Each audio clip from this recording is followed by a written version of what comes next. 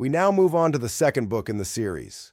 Second book, Iron Flame Violet Sorengale has survived her first year at Basgiath War College. Barely. Her bond with two dragons, Tern and Andarna, has made her a target, and the truth she uncovered about the Venin and the kingdom's lies has left her with more enemies than ever. But she has changed. She's no longer the fragile girl forced into the Rider Quadrant. She's a fighter, hardened by death, betrayal, and war.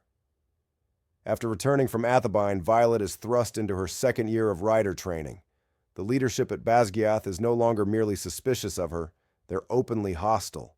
Commandant Panchek, a ruthless new instructor, is brought in specifically to break her. He's aware of her dual bond, her rare lightning signet, and her growing influence among the riders, and he intends to crush her spirit. Violet's inner circle becomes more important than ever. Zadin Riorson remains her greatest ally and deepest complication. Their relationship is tested not only by external pressures, but also by the burden of secrets each of them carries. Zadin is leading an underground resistance effort with riders branded as traitors by the kingdom.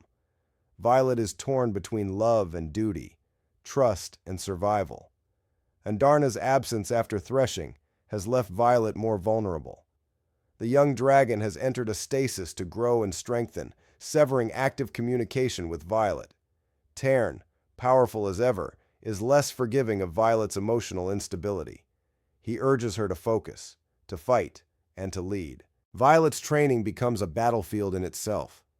Panchek subjects her to grueling mental and physical challenges, aiming to provoke a reaction that would justify her expulsion or death. But Violet adapts. She learns to use her intellect strategically, manipulating battlefield simulations and uncovering loopholes in the rules that protect cadets. The Venin threat, though still officially denied, grows bolder. Reports of attacks and missing wardstones surface more frequently, and Violet secretly gathers intelligence. Along with her friends, Rhiannon, Rydok, and Sawyer, she begins to map the pattern of Venin movements. What they discover is terrifying.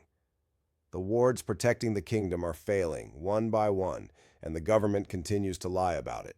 During a high-stakes mission beyond the wards, Violet encounters a Venin commander who speaks of a coming storm that no dragon rider will survive. The enemy is preparing something massive, an assault that could destroy not just Basgiath, but the entire continent.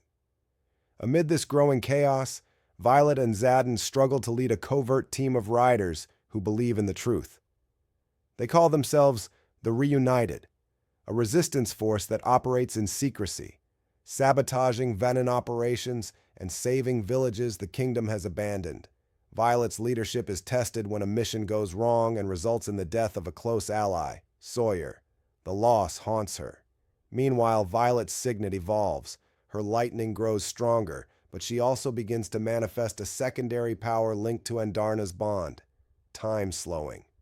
Though brief and difficult to control, it offers her a massive tactical advantage. However, using this power takes a toll on her body, weakening her physically and emotionally. As the kingdom prepares for a grand ceremony meant to reassure the people, Violet uncovers evidence that the leadership plans to use the event as a distraction while executing dissenting cadets. Among the targets is Zadin. In a daring move, Violet orchestrates a rescue and exposes the corruption within Basgiath's command structure.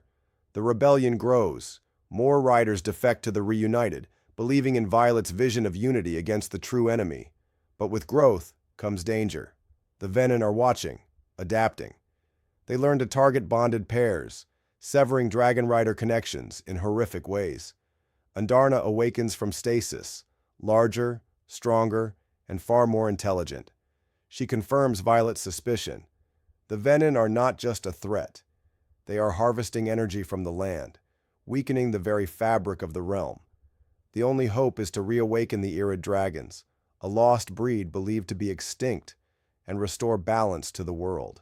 In the book's final act, Violet, Zadin, and a strike team infiltrate a Venin stronghold to retrieve a lost artifact tied to the Irid. The battle is catastrophic. Dragons fall. Riders die. Zadin is severely wounded, and Violet must make an impossible choice: retreat and live, or risk everything to finish the mission. She chooses the mission. With Andarna's help, Violet activates the artifact and sends a magical pulse across the land, revealing hidden venin locations and ward weaknesses. The victory comes at a cost. Xaden is left unconscious, and Violet is broken physically and emotionally. The book ends with Violet standing over Xaden's body, unsure if he'll ever wake. The war has only just begun. But for Violet Sorrengail, there is no turning back. Oh.